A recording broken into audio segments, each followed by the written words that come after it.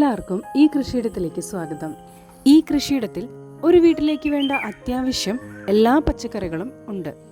ഒരു കൃഷിയിടം എന്നതിലുപരി, ഒരു പച്ചക്കറിത്തോട്ടം എന്നതിലുപരി അടുക്കളത്തോട്ടം എന്ന് പറയുന്നതായിരിക്കും ശരി. പപ്പായയും മുരിങ്ങക്കായുമാണോ അടുക്കളത്തോട്ടം എന്ന് ചോദിക്കുന്നവരോട്, പപ്പായയും മുരിങ്ങക്കായൊന്നും എല്ലാ വീടുകളിലും ഒരുപോലെ കായ്ക്കാറില്ലെന്നുള്ളതാണ് വേറൊരു കാര്യം എന്തൊക്കെയാണെങ്കിലും നമ്മുടെ അടുക്കള ആവശ്യങ്ങൾ കഴിഞ്ഞു പോകണം. ഇവിടെ അടുക്കള ആവശ്യങ്ങൾക്ക് പുറമെ ബാക്കിയുള്ള പച്ചക്കറികൾ അടുത്തുള്ള കടകളിൽ വിൽക്കാറാണ് പതിവ്.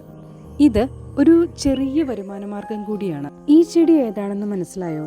എങ്കിലൊരു കുസൃതി ചോദ്യമാവാം. അരി വെക്കുന്നതിന് മുമ്പ് കറി വെക്കുന്നത് എന്ന് കേട്ടിട്ടുണ്ടോ? അതാണ് ഈ ചെടി, ചീര. കതിര് വന്നു കഴിഞ്ഞാൽ പിന്നെ കറിക്ക് ഉപയോഗിക്കാൻ പറ്റില്ല. അങ്ങനെ പുഷ്ടിച്ചു വന്ന നല്ല കതിരുള്ള ചീരകൾ വിത്തിനായി സൂക്ഷിക്കാറുണ്ട്. അത് ചെടിയിൽ തന്നെ ഇരുന്ന് ഉണങ്ങി വിത്തായി മാറുന്നതുവരെ കാത്തിരിക്കണമെന്ന് മാത്രം. ഇത് അമരയ്ക്കയാണ്. നമുക്ക് സാധാരണയായി ചുവപ്പും പച്ചയും കളറുള്ള അമരയാണ് ഇവിടെ കാണാറുള്ളത്. ഇത് പച്ചയാണ്. ഇതിന് നല്ല ടേസ്റ്റാണ്. അമരയ്ക്കയും കൂർക്കയും കൂടി ഉപ്പേരി വയ്ക്കുന്നത് വീട്ടിലെ പലർക്കും ഫേവറേറ്റ് ആയിട്ടുള്ളൊരു ഡിഷാണ്. ഇത് കോവക്കയുടെ വള്ളിയാണ്. ഇതിങ്ങനെ ഒരു നെറ്റിൽ പടർത്തിയിട്ടിരിക്കുകയാണ്. ഇതിൻ്റെ ഇളം പിഞ്ചുകായ ചെടിയിൽ നിന്നും പറിച്ച് നമുക്ക് നേരിട്ട് കഴിക്കാവുന്നതാണ്. ഇത് പച്ചക്കറിയൊന്നും അല്ല കേട്ടോ. ഇതൊരു കൗതുകത്തിന് പുറത്തെടുത്തതാണ്. പച്ചപ്പിനിടയിൽ വെളുത്ത മുത്തുപോലെ വിടർന്നു നിൽക്കുന്ന ഈ ചെടി കാണാൻ തന്നെ ഒരു പ്രത്യേക ഭംഗിയാണ്. ഇതിനടുത്തുകൂടി ഒരു കയ്പ വള്ളി പോകുന്നുണ്ട്. എങ്ങോട്ടാണ് ഈ പോക്ക്? മിക്കവാറും വള്ളിച്ചെടികളെല്ലാം അതിൻ്റെ ഏരിയ വിട്ട് പുറത്തേക്ക് പോവാറാണ് പതിവ്. അത് തന്നെയാണ് ഇവിടെയും സംഭവിച്ചിരിക്കുന്നത്. തൊഴുത്തിൽ നിന്നുമുള്ള ചാണകം ഉണക്കി സൂക്ഷിക്കുന്നുണ്ട്. അത് ചാരവും കൂടി മിക്സ് ചെയ്ത് ഈ പച്ചക്കറികൾക്കെല്ലാം നല്ലൊരു വളമാക്കി ഇടാറുണ്ട്. ജൈവ വളമിട്ടുണ്ടാക്കുന്ന പച്ചക്കറികൾ എന്തുകൊണ്ടും നമുക്ക് ആരോഗ്യത്തിന് നല്ലതാണ്. എന്നെക്കുറിച്ച് വൈറ്റമിൻ കൂടിയായാലോ? Vitamin D, sunshine vitamin. ഒരു വെടിക്ക് 2 പക്ഷി എന്നൊക്കെ പറയുന്നത് പോലെ പച്ചക്കറി പറിക്കുകയും ചെയ്യാം, വൈറ്റമിൻ ഡി കിട്ടുകയും ചെയ്യും. അങ്ങനെ നമുക്ക് ഇളം വെയിലേറ്റ് പച്ചക്കറികളെല്ലാം പറിക്കാം. ഇനിയൊരു പ്രധാന കാര്യം കൂടിയുണ്ട്. ഇത് വെറുതെ ഒരു പച്ചക്കറി വിളവെടുപ്പ് മാത്രമല്ല, പ്രകൃതിയിലേക്ക് ഇറങ്ങിച്ചെല്ലൽ കൂടിയാണ്. പറഞ്ഞു വന്നത്, രാവിലെ പച്ചപ്പെല്ലാം കാണുന്നത് നമ്മുടെ കണ്ണിൻ്റെ ആരോഗ്യത്തിന് നല്ലതാണ്. കഴിഞ്ഞ ദിവസം ഒരു ന്യൂസ് പേപ്പറിൽ കണ്ടതാണ്.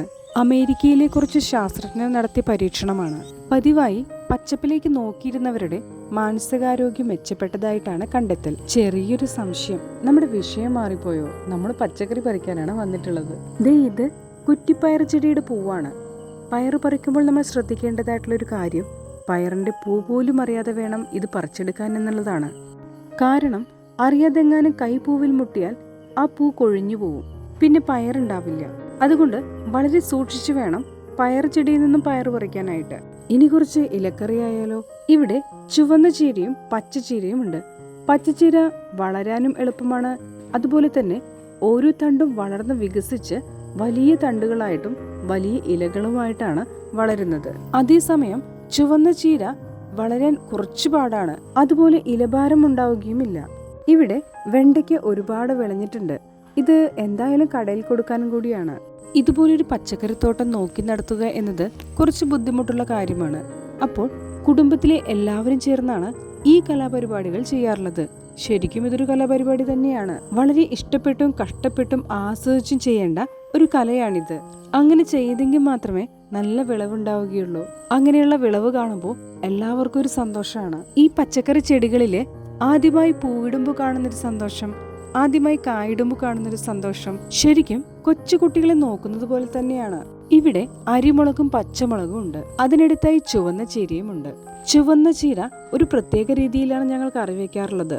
അത് ഞാൻ വേറൊരു വീഡിയോയിൽ ഷെയർ ചെയ്യുന്നതായിരിക്കും. ചീര ഇവിടെ ഒരുപാട് രീതിയിൽ കറി വെക്കാറുണ്ട്.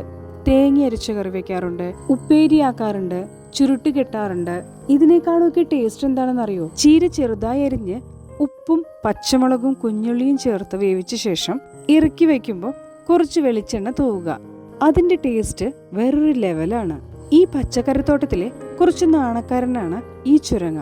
വള്ളിപ്പടർപ്പുകൾക്കിടയിൽ നിന്നും ഒളിഞ്ഞു നിൽക്കുന്ന ഈ ചുരങ്ങയെ കണ്ടെത്താൻ ഒരു പ്രത്യേക കഴിവ് തന്നെ വേണം. ഞാൻ പലപ്പോഴും ആലോചിക്കാറുണ്ട്, ഇത് നട്ടവർക്ക് മാത്രമേ ഇതിന്റെ കള്ളത്തരം കണ്ടുപിടിക്കാൻ പറ്റൂ എന്ന്. കാരണം അത്രയേറെ ശ്രദ്ധിച്ചു വേണം ഈ പുല്ലുകൾക്കിടയിൽ നിന്നും വള്ളിപ്പടർപ്പുകൾക്കിടയിൽ നിന്നും ചുരങ്ങിയെ കണ്ടെത്താനായിട്ട്. ഈ പേരയ്ക്ക് എന്താ പച്ചക്കറിത്തോട്ടത്തിൽ കാര്യം? പച്ചക്കറിത്തോട്ടത്തിന്റെ സൈഡിലായിട്ട് നിൽക്കുന്ന ഒരു പേരയ്ക്കമരമുണ്ട്. ഇതിന്റെ കൊമ്പ് ചാഞ്ഞ് പഴുത്ത പേരയ്ക്കയുമായി നിൽക്കുകയാണ്. ഈ മരത്തിലൊരു പൊത്തുണ്ട്. ഇതിന്റെ ഉള്ളിൽ എന്താണെന്ന് എനിക്ക് കാണണമെന്ന് അതിയായ ആഗ്രഹമുണ്ട്. എന്നാൽ ഇത് ഭയങ്കര ഉയരത്തിലാണ്. പക്ഷെ എന്റെ കയ്യിൽ ട്രൈപോഡ് ഉള്ളത് കൊണ്ട് പൊക്കത്തിലുള്ളത് ഷൂട്ട് ചെയ്യാമെന്ന് വിചാരിച്ചു. പ്രത്യേകിച്ച് ഒന്നുമില്ല, വെറുതെ കാണാനൊരു രസം. നമ്മുടെ വിളവെടുപ്പെല്ലാം ഫൈനൽ സ്റ്റേജിലെത്തിയിട്ടുണ്ട്. ഇനി ഇതിനെ വെവ്വേറെയായി തരംതിരിച്ചു വെക്കണം.